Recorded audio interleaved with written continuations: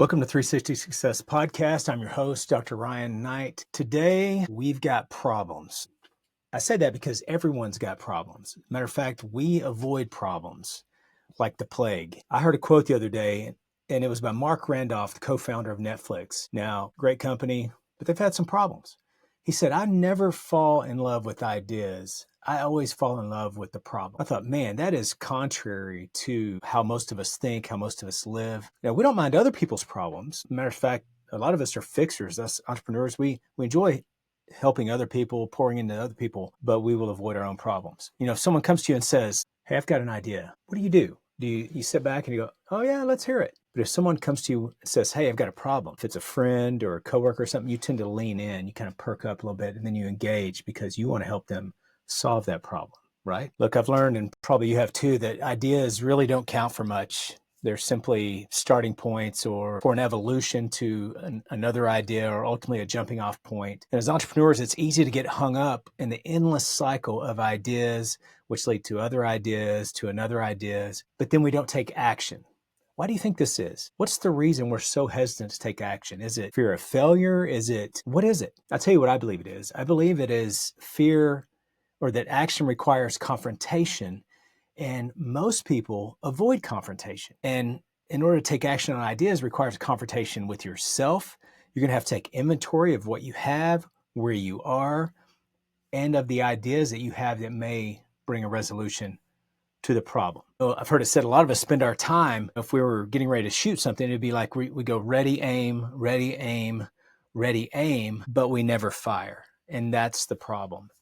We don't ever execute on all these ideas that we have. See, they're just dreams, if you will. You know, I've heard it said that dream is just a goal with a deadline, but you must take action to meet deadlines. It's kind of like faith. The book of James talks about, chapter 2 says, faith without what? Faith without works or action is dead. Action is how problems are solved. In business, that's also where the money is made, in taking the idea and putting it into action. See, every problem is also a path to a possibility of growth towards the success that you want. If you don't take action, you can't test the ideas that you have. And if you can't test them over and over again, you can't prove whether or not they work. It's proof of concept. You've got to apply it and see if it actually works. And that's where most of us get stuck. Like I said earlier, we like to help other people with their problems, but then we tend to avoid our own. And be honest, do you like problems? Again, most of us go through life trying to have as few problems as possible. I'm just trying to make it till Friday or the weekend or whatever. But the ones out there meeting them head on, that are trying to figure out, solve them, and slay them, those are the ones that aren't just dreamers, but doers. And those of us that are doing that, we scare some people. We excite others because it feels a little bit dangerous. So let me leave you with this. What ideas or inspiration have you been sitting on or mulling over, or you just keep on considering but never acting on and fleshing it out? Why haven't you done that? Is it fear? What are you afraid of? What's the worst thing that could happen? You figure out it doesn't work? It's a failure, but it's not final. Then you move on to another idea. As a leader, I can tell you this. There are times, and there will be times, when everything in you wants to flinch or look away or step out of the way. But when everything in you wants to step aside, that's when the true leaders step out and step in front. And I'm preaching to myself here because let me tell you, doing this podcast, this is one of the things for me. I've had the equipment to do the podcast for like 2 years and then just now started, a few months ago. Same thing with a book that I plan on writing. Quote from Oliver Wendell Holmes says this: many people die with their music still in them. Too often it's because they were getting ready to live.